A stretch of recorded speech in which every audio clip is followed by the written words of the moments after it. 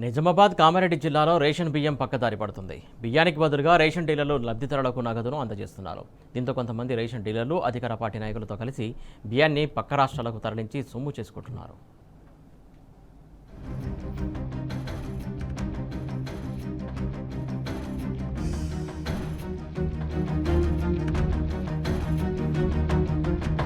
నిజామాబాద్ కామారెడ్డి జిల్లాలో పేదలకు ఉచితంగా అందించాల్సిన సన్నబియ్యం పక్కదారి పడుతోంది.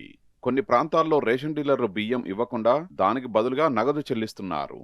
లబ్ధిదారుల పేరుతో బయోమెట్రిక్ ప్రక్రియ పూర్తి చేసి బియ్యాన్ని ఇతరులకు విక్రయిస్తున్నారు. నిజామాబాద్ జిల్లా వ్యాప్తంగా 759 రేషన్ దుకాణాలు, 4,76,693 రేషన్ కార్డులున్నాయి. ప్రతి నెల సుమారు 8,000 టన్నుల బియ్యం పంపిణీ చేస్తున్నారు. అయితే కొందరు రేషన్ డీలర్లు అక్రమాలకు పాల్పడుతున్నారనే ఆరోపణలు వినిపిస్తున్నాయి.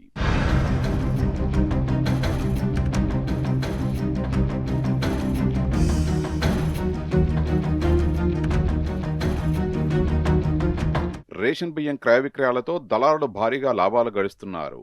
లబ్ధిదారుల నుంచి కిలో బియ్యాన్ని 15 రూపాయల వరకు చెల్లించి సేకరిస్తున్నారు. అదే బియ్యాన్ని మార్కెట్లో సుమారు 40 రూపాయలకు విక్రయిస్తూ లాభాలు ఆర్జిస్తున్నారనే ఆరోపణలున్నాయి. హోటళ్లు, టిఫిన్ సెంటర్లకు రేషన్ బియ్యం చేరుతున్నది. తక్కువ ధరకు బియ్యం లభిస్తుండటంతో ఇడ్లీ, దోశ తదితర టిఫిన్ల తయారీలో వినియోగిస్తున్నారు. పేదలకు ఉచితంగా అందించాల్సిన బియ్యం వ్యాపార అవసరాలకు తరలిపోతే ప్రభుత్వ లక్ష్యం దెబ్బతింటుందన్న ఆందోళన వ్యక్తమవుతున్నది.